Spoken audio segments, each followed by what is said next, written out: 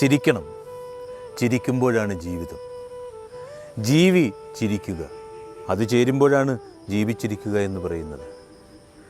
രണ്ട് തരം ആളുകളാണെന്ന് ഈ ലോകത്തുള്ളത്. ഒരു ചിരിയുടെ മറവിൽ സങ്കടങ്ങളെ മൊത്തം ഒതുക്കുന്നവർ, ചിരിയുടെ നിറവിൽ ജീവിതം സുന്ദരമാക്കുന്നവർ. സങ്കടമുള്ളപ്പോഴും ചിരിക്കണമെന്നൊക്കെ പറയും. നമ്മുടെയൊക്കെ ദുഃഖം മറ്റാരും അറിഞ്ഞ് ചിരിക്കാതിരിക്കുവാൻ വേണ്ടിയാണത്.